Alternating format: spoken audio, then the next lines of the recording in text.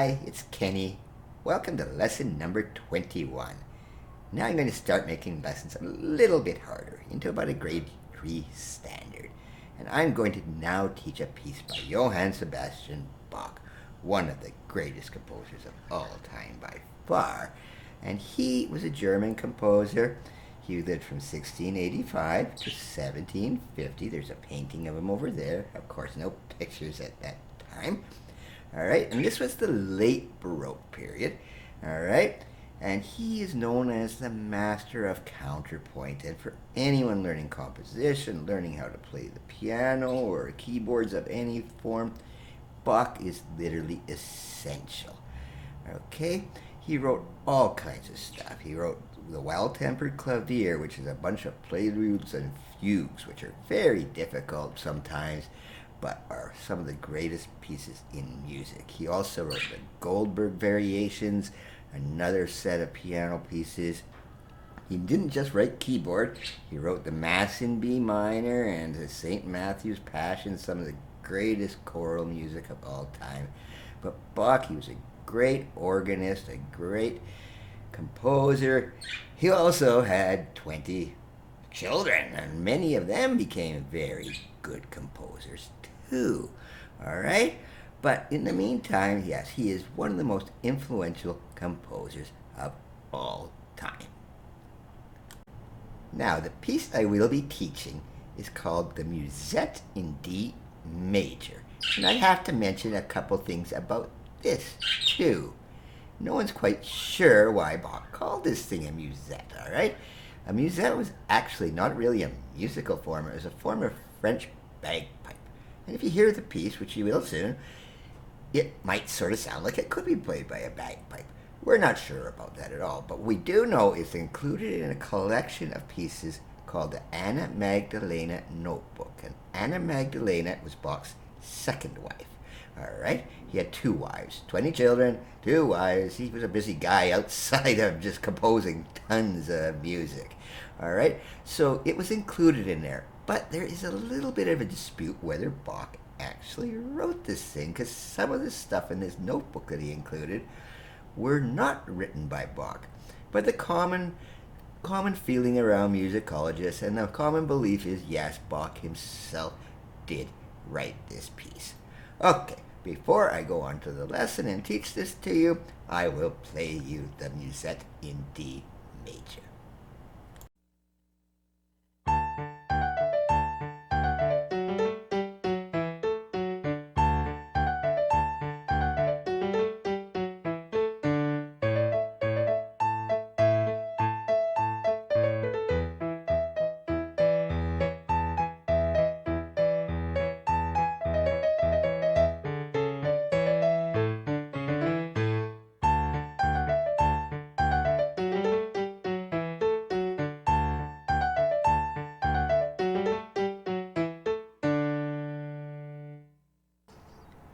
Okay, on to the lesson.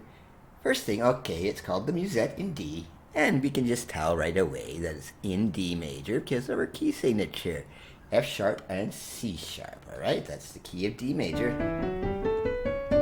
All right, it has 2 sharps, pretty simple. The right hand starts very simply. You start with your 5th finger on the top, and don't even have to move your hand, and then you move your hand down, and then it just repeats. And almost the same thing here. Very simple, okay? All right, the left hand, a little bit tricky because of the octaves. You've got these. All right, you just got this big bumpy thing, all right? The 5th of the 1st finger.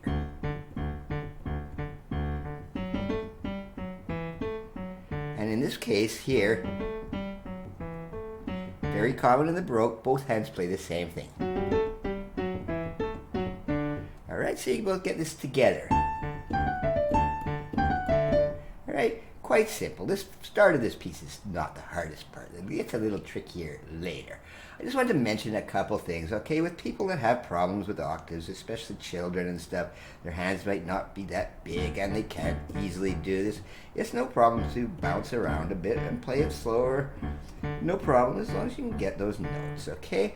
And octaves can be problems. A lot of people with small hands have a problem playing the piano because of the reach. All right, and an octave is almost essential, but you can get around without it. And if you didn't want to play the whole octaves, you could just play. Sounds pretty good. It's not as fun as the bouncy stuff there, but it can be done. Now, the other thing I wanted to mention here, I've put some staccatos here in the first bar, but I didn't repeat them in the other bars, all right, for the left hand. Remember, staccato means they're not connected very much, all right? So why I didn't put them in any other bars here, it's quite common in a score. They'll show it in one bar, but then just leave it out in the other. It's just laziness, all right? They assume that if it's in one bar, it'll be in every bar, okay?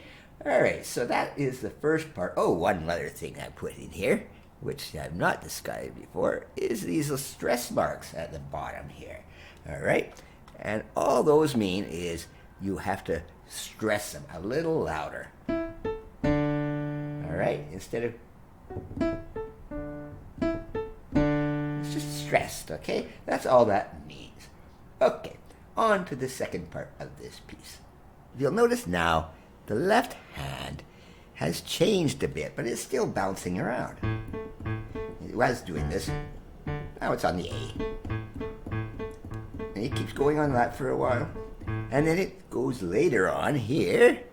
Here we go. It goes down to E. But it really hasn't changed much. So you're also bouncing on D's, A's, E's. No big deal. Right hand, it's pretty simple. You want to move your hand over here a bit. Okay, but that's all that is.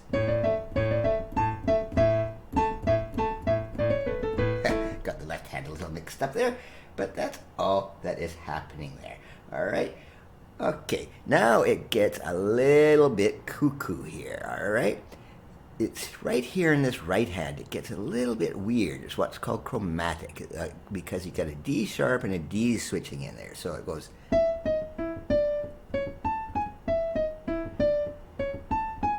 All right? It's not that hard, but you just have to practice that weird thing and bounce your hand right. One thing I do want to point out here, which can be confusing, I've put a slur mark here, all right? That means to go very smoothly, all right? And it looks almost like this here. Same thing, it looks the same, but what's different here is this is on the same note, that D. So when we hit that one there, it's not making it smooth, it's holding it together. It's making it as if that note had been held over that bar line. So it's 1 and 2 and 1 and 2 and, right? Okay, so don't get confused. If it's one note tied together, it looks like the same thing as a whole bunch made smoothly. Okay, now it gets a little tricky down here. All right. Now it gets a bit tricky because your right hand changes a bit. It's not hard, you just gotta go down there, put your thumb there, and then your third there.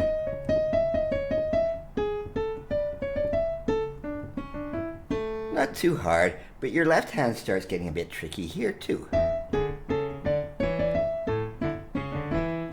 And I'm not even showing you the right part here. Let's move this over here. Okay, here we are, all right. So right in here, you come in there, and then your left hand has.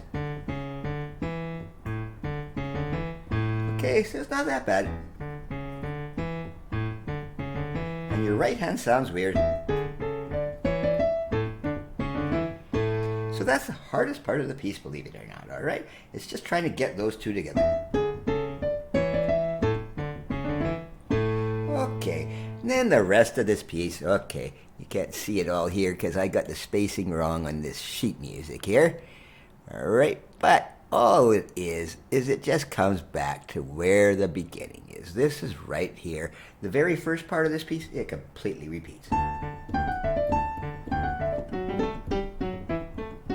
All right, exactly the same thing. It just completely copied it. All right, now the biggest part of this thing that you might have difficulties is these jumps. Jumping from there, and then jumping up again. All right, and basically, I hate to say this, but it's much easier to do those jumps if you memorize it, because then you can look ahead. All right, because otherwise you can just really easily, completely mess up on those jumps. So practice those jumps really carefully. Here's a jump. And this is the big one. And you'll miss sometimes, I do it all the time. Oh, no, it's horrible, but look ahead to try to get to that A. And then it just ends. Done. That's the end of the musette. Now on to your technical lesson. Now this is not particularly new.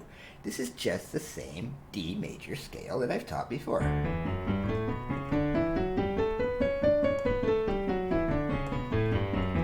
Going 2 octaves. All right, what I'm just going to stress here is that this piece in D major, sometimes it's good just when you're playing a piece in a certain key, do the technical exercises for that key, all right? So you get a good sense of the sound and how they go together. All right, so I wouldn't want to practice like the F minor scale when you're doing something in D major right away, because it sounds completely off, right? All right. The other reason I want you to re-practice these is I made a mistake somewhere here when I played it the first time. All right. Okay, the arpeggios here. The right hand is fine. But I made a little bit of a mistake here when I printed this out. I put the 4th finger there in the left hand, and that's very uncomfortable and could actually hurt yourself doing that. So you want to use the 3rd finger there instead. So if you print this out again, all right, or if you ever printed it out before, just scribble out those number 4 fingers. I'm telling you, right there and right there, you want to use the 3rd. It's much more comfortable. It's no problem if you're playing the C major arpeggio on the right notes to use the 4th finger, but when you're playing up to a sharp, it's that much more of a stretch, so you just use the 3rd finger. Okay, so practice the D major arpeggios too.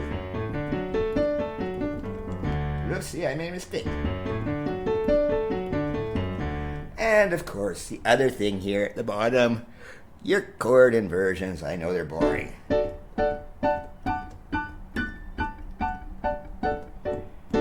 Just a review of the D major stuff. Okay, that is it for this lesson, and next week or whenever, 2 weeks from now, we'll be starting with Muzio Clementi, and we're going to get into something called form. It's called a sonatina. Until then, I will see you later.